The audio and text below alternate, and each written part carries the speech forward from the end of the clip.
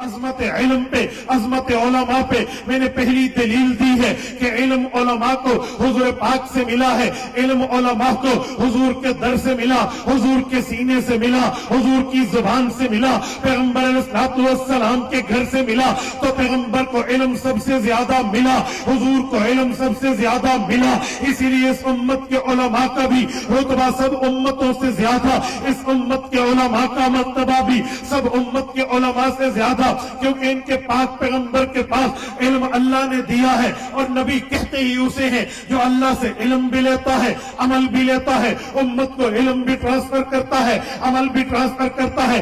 آؤ میں دوسری دلیل پیش کر رہا ہوں، قرآن کریم کھولیے، عظمت علم اور علماء پہ رب کریم فرماتے ہیں انما یخشی اللہ من عبادہ العلماء، فرمائے لوگوں تم بھی اللہ سے خوف رکھتے ہوں گے، تمہارے دل میں بھی خشیت ہوگی، لیکن جو خشیت اللہ نے علماء کے سینے میں رکھی ہے، علماء کے دل میں رکھی ہے، علماء کے قلب میں رکھی ہے، علماء کے سینے میں رب نے جو خشیت رکھی ہے وہ غیر عالم میں موجود نہیں ہے۔ اس سے پتہ چلا علماء کا مرتبہ یہ ہے۔ قرآن کریم علماء کی عزت کی بات کرتا ہے، اور پھر آگے جائیے، کیا عالم خود جائے گا بتانے کے لیے یا عالم کے پاس چل کے آئیں گے؟ تو قرآن کہتا ہے عالم کے پاس چل کے آؤ تمہیں فائدہ ملے گا، عالم کے پاس پہنچو تمہیں فائدہ ملے گا، عالم کے پاس بیٹھو تمہیں فائدہ ملے گا۔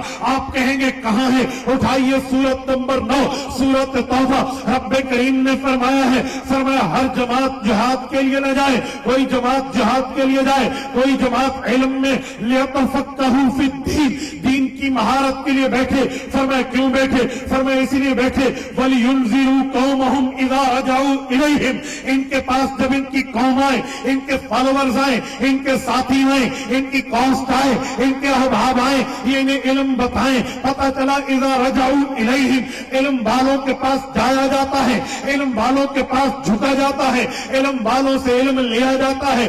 اس لیے تو کہتے ہیں لوگ ہو جس میں علم ہوگا اس کی قدر کرنی پڑے گی تو تب جا کر علم ملے گا۔ یہ تیسری دلیل میں نے دی ہے علم کی عظمت پہ، علم کی مرتبت پہ، علم کے علو شان پہ کہ علم کا مرتبہ اتنا ہے۔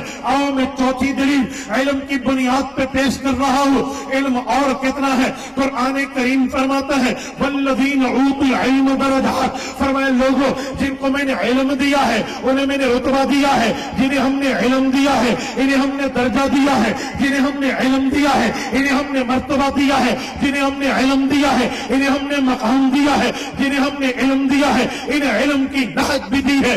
اس سے پتہ چلا علم والے وہ ہیں جن کو اللہ نے یہ رتبہ دیا ہے۔ آؤ میں پانچویں دلیل علم کی بنیاد پہ پیش کر رہا ہوں۔ اے عالم کون ہے؟ عالم کا مرتبہ کیا ہے؟ عالم کہتے کسی ہیں؟ اے عالم پیغمبر محمد الرسول اللہ کی خواہش کا مظہر ہے۔ آپ کہیں گے کیا؟ قرآن کریم کھولیے، پارہ نمبر 29 کھولیے، سورت قیامہ کھولیے، سورت کا پہلا رکوع کھولیے۔ رب کریم نے خواہش مصطفیٰ کو اور حکم خدا کو ذکر کیا ہے۔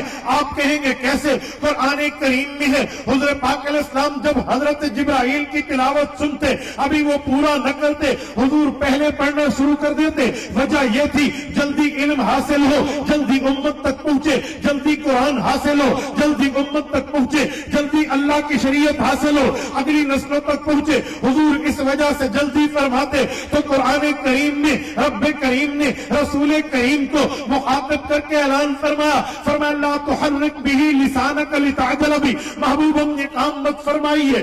سوال اٹھتا ہے حضور یہ کام غیر بنیادوں پہ تو نہیں کر رہے؟ حضور کے پاس بیس ہے، ریزن ہے، بنیاد ہے جس کی وجہ سے کر رہے کہ علم جلدی ملے، یاد ہو، امت تک پہنچے، علم جلدی وصول ہو اور اس کو مضبوط کر کے امت تک پہنچایا جائے، اس لیے جلدی کر رہے ہیں۔ قرآن نے جواب دیا لتعجل بہ، یہ لام تعلیلیہ ہے، ریزن ایبل ہے، وجہ بتا رہی ہے۔ فرمایا محبوب مصطفیٰ ہمیں پتا ہے آپ کس وجہ سے جلدی کر رہے، ہمارے علم میں ہے آپ کس وجہ سے تعجیل کر رہے۔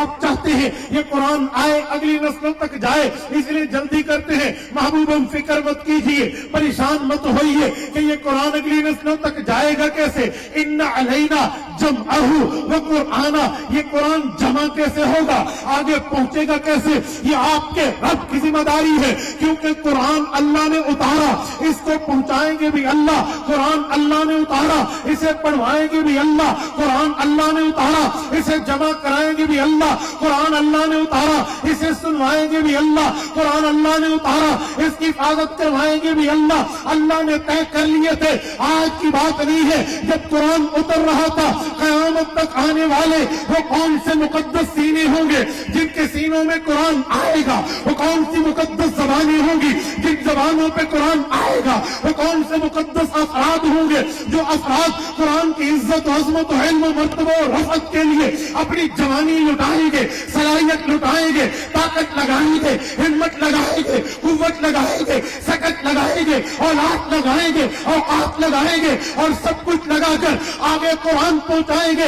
ये तय हो चुका था, ये इन मासूमों के सर पे ऐसे दस्तार नहीं सजी, इनका नाम पहले तयशुदा है, सफ़े किरतास पे है, सफ़े तकदीर पे है, अल्लाह के कातिब के कलम ने लिख दिया है कि वो सीने कौन से, अफराद कौन से, औलाद कौन सी, ज़बानें कौन सी, शख्सियात कौन से, जिनको कुरान का मर्तबा मिलेगा।